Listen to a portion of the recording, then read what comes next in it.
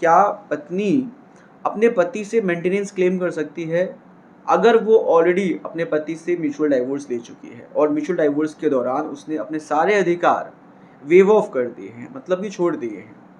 वो पति के अगेंस्ट जितने भी अधिकार थे उसके मेंटेनेंस के, वो उसने जो है उसी समय मना कर दिया कि आगे वो कोई भी जो है मेंटेनेंस क्लेम नहीं करेगी, और इसी शर्त पर उसने जो है म्यूचुअल डाइवोर्स लिया है। तो क्या म्यूचुअल डाइवोर्स लेने के बाद पत्नी फ्यूचर में पति से मेंटेनेंस क्लेम कर सकती है, ये चीज़ हम समझेंगे। और साथ ही साथ हम समझेंगे कि अगर उन दोनों का ही कोई बच्चा है, अगर पति पत्नी का कोई बच्चा एग्जिस्ट करता है और बच्चा पत्नी के साथ रह रहा है, तो क्या वो बच्चा अपने फादर से मेंटेनेंस क्लेम कर सकता है डाइवोर्स के बाद? ये दोनों ही चीज़ें आज के हम इस पर्टिकुलर वीडियो में समझने वाले हैं। So stay tuned for the video so that you could have a very basic understanding of this situation.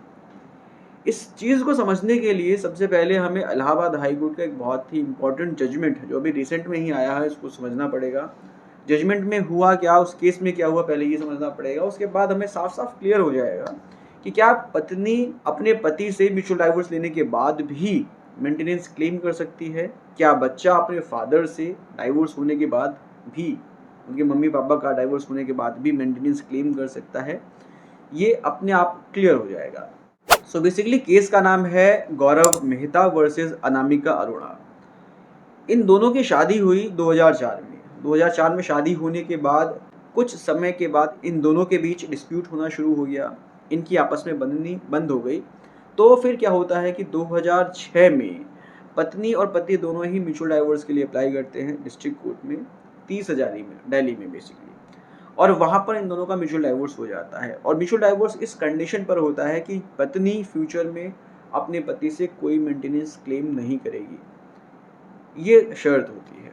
अब इसके बाद बेसिकली क्या होता है कि 2007 में इनका जब डाइवोर्स हो जाता है, तो कुछ समय के बाद जो पत्नी है वो अपने बच्चे के लिए मेंटेनेंस क्लेम करती है और एक केस फाइल करती है नोएडा की कोर्ट में।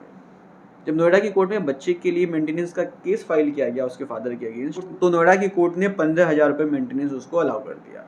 इसके बाद पत्नी ने सोचा कि उसको भी मेंटेनेंस मिलना चाहिए और उसने अपने लिए भी मेंटेनेंस का केस फाइल कर दिया। लकीली यहाँ पर क्या होता है कि जो डिस्ट्रिक्ट कोर्ट है वो पत्नी के लिए भी मेंटेनेंस अलाउ कर देती है 25,000 रुपये की। तो अब यहाँ पर बेसिकली क्या होता है कि जो पति है वो इस ऑर्डर को चैलेंज करता है कि जो पत्नी है वो ऑलरेडी अपने सारे राइट्स वेव ऑफ कर चुकी है, वो ऑलरेडी म्यूचुअल डाइवोर्स ले चुकी है, तो उसको बेसिकली मेंटेनेंस का अधिकार नहीं है। तो इस आधार पर जो है पति इलाहाबाद हाई कोर्ट अप्रोच करता है, एक रिवीजन पिटिशन फाइल करता है वहाँ पर, और फिर मामला इलाहाबाद हाई कोर्ट पहुँचता है। फिर यहाँ पर इलाहाबाद हाई कोर्ट पूरे फैक्ट को देखते हुए अपना जजमेंट पास करता है कि कोई पत्नी जो ऑलरेडी म्यूचुअल डाइवोर्स ले चुकी है, जो अपने सारे राइट्स जो है वेव ऑफ कर चुकी है, वो बाद में फ्यूचर में अपने पति के अगेंस्ट मेंटेनेंस का क्लेम नहीं कर सकती है, वो मेंटेनेंस का राइट अपना क्लेम नहीं कर सकती है। और फिर इसके बाद इस आधार पर इलाहाबाद हाई कोर्ट ने जो नोएडा की कोर्ट थी उसके ऑर्डर को निरस्त कर दिया। यहाँ पर जो पत्नी का मेंटेनेंस था उसको निरस्त कर दिया, लेकिन जो बच्चे का मेंटेनेंस था वो आगे चलता रहा। तो यहाँ पर बेसिकली आपको क्लियर हो गया होगा कि अगर म्यूचुअल डाइवोर्स हो चुका है तो पत्नी मेंटेनेंस क्लेम नहीं कर सकती, लेकिन अगर कोई बच्चा है तो बच्चा अपने फादर के अगेंस्ट मेंटेनेंस क्लेम कर सकता है। सो आई होप आपको पूरा जजमेंट समझ में आ गया होगा, और तो ये भी समझ में आ गया होगा कि अगर पत्नी ऑलरेडी म्यूचुअल डाइवोर्स ले चुकी है तो वो मेंटेनेंस क्लेम नहीं कर सकती है, लेकिन बच्चा अपना मेंटेनेंस क्लेम कर सकता है।